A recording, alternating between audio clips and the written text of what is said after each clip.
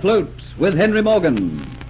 Afloat with Henry Morgan, written for radio by Warren Barry and a George Edwards production.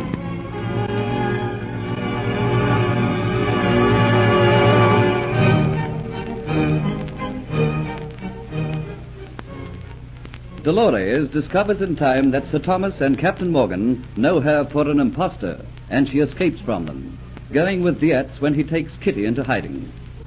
Morgan thinks that perhaps Dolores might have gone to Geoffrey Hunter for help. So, together with Sir Thomas and Colonel Atterbury, he returns to the Flying Gull. There he discovers that Hunter is missing, together with the Aztec necklet, and not knowing the truth, believes Hunter has taken the necklet.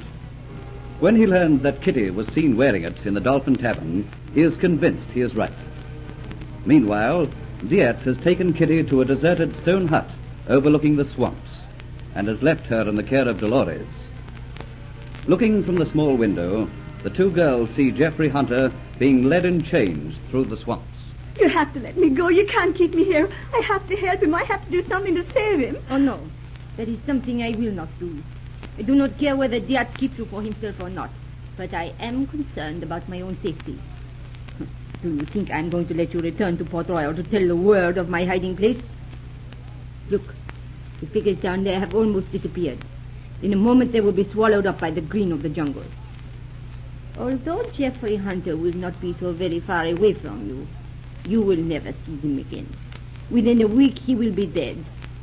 And within a week you will be on your way with us. No, I must do something to help him. I must. Geoffrey, help! You little fool, keep quiet. There is no one who can come to your aid. Are you going to let Geoffrey Hunter go to his death? Why not? I have no further use for him. I got from him all the information I required. I don't care now what happens to him. How can you be so vile? You made love to him. You made him fall in love with you. He believed in you, and now you treat him like this. I do not blame myself for his present predicament. It was not I who informed the authorities. No, then I must be as vile as you are. But I've repented. Repentance will bring him no comfort. Oh, if only I could understand what all this means. I will tell you. It will help to fill in the boring time I have to spend here. It will pass a few of these dull moments, and I will tell you because I will enjoy telling you just how much you have helped Dietz and me in our plans. What a fool you have been. How gullible. But then, of course, your jealousy would make you like that, would it not? I don't think I want to hear any more. But you are going to. You are going to hear the full story. What made you think that a woman like you could hold the love of Geoffrey Hunter? You, a common, low woman. He only turned to you because he knew the type of woman you are, whereas I am a woman of his own class. It was so easy for me to take him away from you. So very easy. You must be the vilest person living. Oh, no. Unscrupulous. You must be to get what you want. Unfortunately, it was discovered that I am not Antoinette de Lacy. No doubt they fully believe me to be a Spanish spy, which is quite true. That is why I have come into hiding with you, to await the arrival of a ship to take us back. You will be found. You must be found. The truth must be told. Geoffrey Hunter must be saved from the fate we sent him to. We must be able to do something. We must. Even if I was found, nothing could be done to help him. He is an escaped convict. No matter what you do, Kitty, you cannot make amends for betrayal. You cruel, vile woman. You're torturing me with your words. I must find some amusement. I'll escape. I'll get to Captain Morgan. I'll tell him the truth, and he'll rush to save Geoffrey. How? The bonds which bind your hands will not be loosened. I will make sure of that. You will stay here with me until it is time for us to leave the island. And then your fate will be entirely in the hands of the ice. The jungle closes in with its green stillness, broken only with the cry of distant birds. Vines chokingly twist and curl up and high around old, gnarled, moss-covered tree trunks. Sharp brown eyes of small furred monkeys peer inquisitively from behind the sheltering leaves. They chatter momentarily, stilled by their own curiosity. Giant flowers trail down from their vines like great splashes of paint flung from an artist's brush, which has been dipped upon a gaily colored palette. But upon the ground, where the twisted roots dig deep into the earth, is a carpet of rotting vegetation. Leaves turn brown with age and decay. The fallen flowers have lost their hue. Mud from seeping water mixes and churns it into a dark black mess, from which comes the acrid stench of rot and decay. Occasionally the fallen leaves are disturbed as a scaled reptile with flashing forked tongue belly slides through the slime. Its cold, wicked eyes, age-old with evil, unblinkingly search for the meal which must be full of life. The merciless sun sucks up into the heavens the moisture from the mud in a thin, steamy vapor, while just above the ground hang suspended by their overworked and tiny wings millions of death's messengers, carrying in their barbs the dreaded fever. The track through the jungle to the swamps is well worn by hundreds of feet that never made the return journey.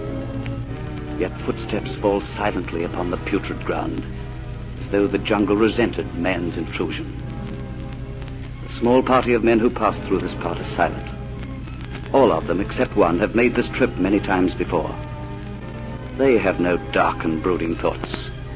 They will have left this portal to death long before the sun sinks into rest. This night they will once again enjoy the comfort of their women, the warmth of their drink. There's no novelty for them to be introducing a person to death. And the sweaty, sticky humidity makes talk too much of an effort. And the one who they know will not return, the one whose body they believe will in a week's time will be rotting in the swamp, his thoughts are not to be shared. They are his own, deep and dark within his mind. They have no care as to what he thinks or feels, for in their minds he is already dead. But to himself, Geoffrey Hunter is far from dead. Providence has made it that hope dies slowly in a man's heart. Reason cries in his ears that hope must now be abandoned, but a spark of hope remains. I can't believe that everything has to end like this. To die forgotten, unknown in the swamp. I have not lived this long to die like this. All through the remaining hours of darkness, Geoffrey Hunter had sat in the blackness of his cell. And when the first streak of dawn's grayness had etched itself in the sky, the guard, lantern in hand, had turned the great and cumbersome lock, slid open the bolts, and slammed back the door. My friends have come. You're going to release me? Like the surge of a great tide, confidence was within him. But the guard had opened wide his jaws and laughed. Sound had no humor, just cruel amusement. The tide of confidence went from Geoffrey Hunter. His chains were unlocked from the wall. Like a beast, he was taken out through the guardroom into the dull light of dawn. 3 horsemen already mounted were there waiting for him. To them, Geoffrey Hunter had ceased to be a man. He was just an animal to be worked to death. Without showing any interest in him, the men talked together, laughed, shared a coarse jest. Then the horses were pulled into activity. The chains attached to Geoffrey's wrists were cruel. He jerked. A long whip curled around his shoulders, and the small cavalcade moved out through the heavy iron gates, out into the roadway, with Geoffrey trailing behind the leader's horse, the other 2 horsemen following close behind. With a suddenness only seen in the tropics, the sun shot up into the sky, its rays burning up dawn's coolness. The road was rough and dusty. Iron manacles on wrists and ankles hung heavy on limbs and caused a stumbling foot. But a pace was made, and the long curling whip hastened a lagging foot, and still hope didn't die. Kitty must have repented. She must have. She would find Captain Morgan. She would tell him. He is my friend. Surely he will help me. He'll get me out of this trouble. Even now, he's probably with the governor. Sir Thomas might be signing my release this moment. Before long, Morgan will come riding down the road after us. But mile after mile, and no horseman overtook them. And the manacles hung more heavy on his limbs. His feet stumbled more often. Up a twisting, treacherous track on a hillside, the horsemen rode and Geoffrey toiled. Plantations and banana palms and green trees sprawled out over the hill, and the sea, studded with the sun's sparkling gems, spread blue into the distance. The summit was reached, and a halt was called, for the horses could go no further. While the men tended to the horses' needs, Geoffrey looked down into the jungle which he was told was to be his grave. Everything seemed green, a deep, unhealthy green, with mists coming up through the greenness, and in the center of this sea of green was a dark brown patch which shone in the sun, the dreaded swamp, the draining of which was being paid for by men's lives. Slowly the descent was made, and the men, just like pygmies in the vastness of a jungle. But hope was still alive, with just a faint flame in Geoffrey. And once, he could have sworn he heard Kitty's voice. But that, of course, was silly. Was not Kitty back in Port Royal, seeking aid for him? The cry was the cry of birds, the chatter of a distant monkey. Now the journey is almost over. Now and again through the trees can be seen the swamps, muddy waters, and rough, crude stone huts which housed the convicts for so short a time. Meanwhile, in Port Royal, time creeps on, and Sir Thomas and Colonel Atterbury wait for Henry Morgan to leave the Dolphin Tavern and join them. Here comes Morgan now. And look at his face, black as a thundercloud. Well, Morgan, what did you find out about the girl? Gone. Flown. Hasn't been seen since this morning. But she can't do that. She's a bonded servant. Well, she's taken her life and liberty into her hands and flown with that scoundrel Hunter. Do you think the three of them have gone off together? The three of them? Yes, of course.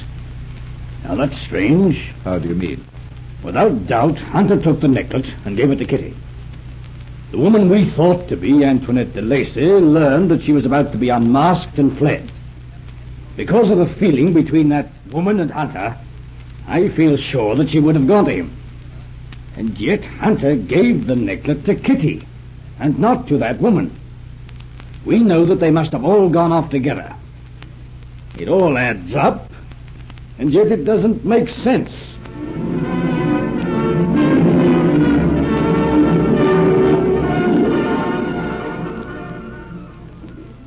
Little does Morgan know that he has within his grasp the truth of what really happened.